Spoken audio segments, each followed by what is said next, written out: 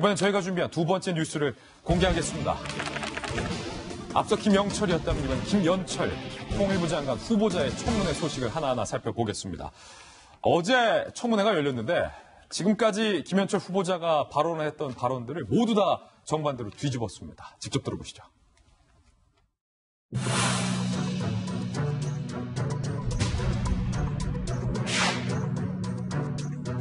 정도 사건이 우발적 사건이다. 천안함은 북한의 어뢰 공격으로 침몰했다라는 정부의 입장을 그대로 따랐습니다.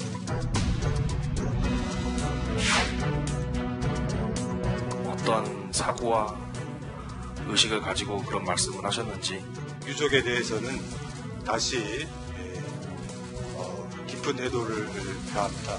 초기부터 사과와 진상조사와 재발 방지 대책이 필요하다는 점을 일관되게 말씀드리고 하겠습니다.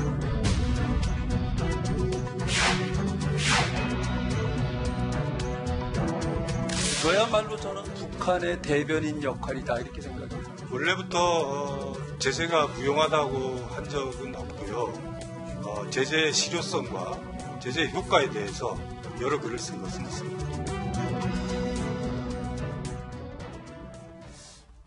지금 재판으로 따지면 이게 진술이 바뀐 건데 최인정 변호사님께 좀 여쭤봐야 될 것 같아요. 천안함 폭침에 대해서 이건 뭐 우발적인 사고였다라고 발언을 했는데 발언을 뒤집었고 박왕자 피격에 대해서는 뭐 통과 의례다라고 표현을 했었는데 그건 또 아니다라고 말을 뒤집었고 오이사 조치에 대해서는 바보 같다라고 했는데 그것도 아니다. 그러면 진술이 지금 앞에 진술과 뒤에 진술이 다르잖아요. 보통 재판하실 때 진술이 바뀌면은 진술의 신빙성은 어느 쪽이 더 본인의 소신에 있다고 보는 게 맞습니까? 어떨까요? 뭐 케이스 바이 케이스겠죠. 예. 야, 장관이 좋긴 좋구나. 장관이 얼마나 좋았으면 지금까지 본인이 썼던 그 신념조차도 이렇게 바꿀 수 있는가, 그 부분에 대해서 좀 썩소를 날릴 수밖에 없는 것 같은데요. 예.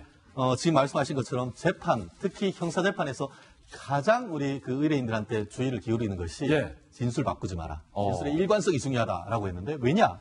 진술을 바꾸면은 도대체 무슨 말이 진실이냐? 예. 신빙성이 뚝 떨어지지 않습니까? 예. 그런데 결국 어떤 진술을 바꿨을 때 그 이유를 합리적으로 얘기를 해야 됩니다. 설령 진술이 바뀌었다 하더라도 그럼 바뀐 이유가 뭔지를 뒷받침할 얘기를 해야 되는데 예컨대 천안함 폭침과 관련해 가지고 얘기를 물으니까 뭐라고 하냐면은 북한의 어뢰 공격으로 폭침했다는 정부의 입장을 그대로 따르고 있다.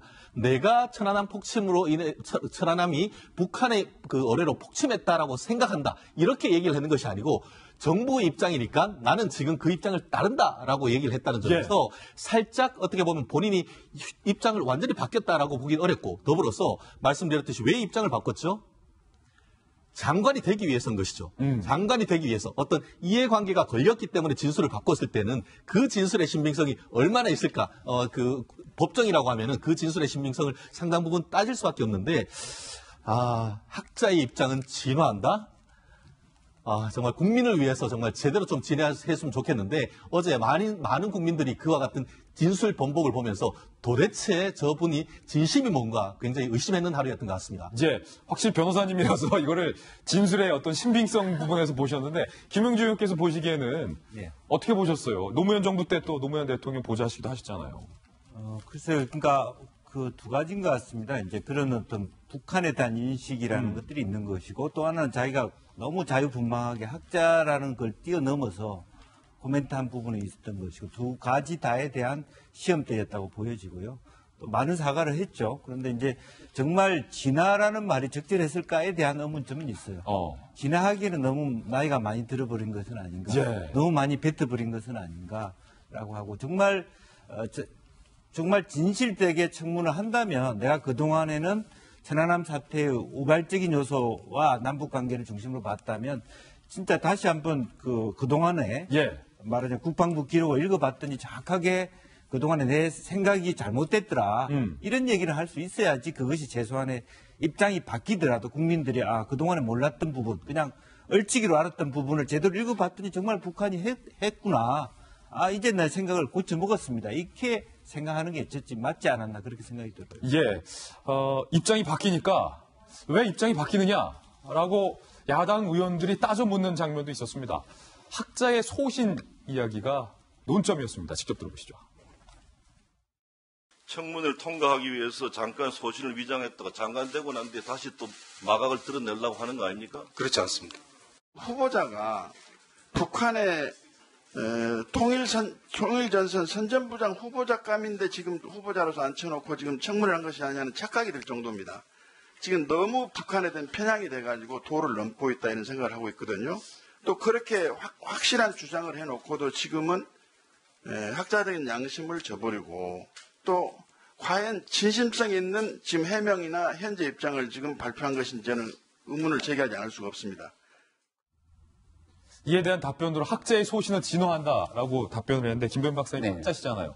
네. 박사학위도 있으시고 박사후 과정도 하시고 경희대에서 지금 제자들 교육도 하고 계신데 저는 여기서 그냥 궁금한 게 뭐 이념을 떠나서 학자들은 원래 소신이 진화합니까? 그러니까 김현철 후보자 같은 경우는 학자로서 훌륭한 연구 성과가 있기 때문에 통일연구 원장으로 발탁이 됐다는 거잖아요. 통일연구 원장을 넘어서서 통일부 장관으로 가게 된 결정적인 배경도 학자로서의 충분한 연구 성과가 입증됐기 때문이라고 현 정부는 얘기하고 있습니다. 근데 과거에 했던 발언들이 전부 다 바뀌어서 지금은 다른 이야기를 하고 있다라면은 정부가 이야기하고 있는 학자로서의 소신과 전문성은 전혀 결여가 되어 있는 거잖아요. 저는 이런 측면에서 학자로서 얼마든지 내가 과거에 연구했던 부분들이 또 다른 증명들이 나타나게 돼서 입장이 바뀌는 경우들이 있습니다.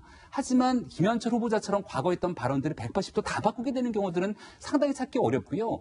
과거 영화 봄날은 간다라고 하는 영화를 보면 유지태 씨가 이영애를 향해서 어떻게 사랑이 변하니? 라고 얘기하는 게 저는 굉장히 가슴을 울렸거든요. 근데 실제로 이 김현철 후보자의 북한에 대한 사랑은 타의 추종을 불허할 정도가 아니었냐라고 많은 사람들이 이야기하잖아요. 근데 이런 과정 속에서 김현철 후보자의 사랑이 과연 변했을까라고 보면 사람은 그렇게 쉽게 변하지 않는다고 생각합니다. 북한 입장에서 바라보건대 이런 입장에 대해서 굉장히 북을 자극적으로 얘기하는 경우들은 노동신문 등에서 굉장히 자극적인 언사를 써가면서 비판하게 되는데 김현철 후보자에 대한 이야기에 대해서는 전혀 아무런 반응들이 없는 상황인 것 같고요.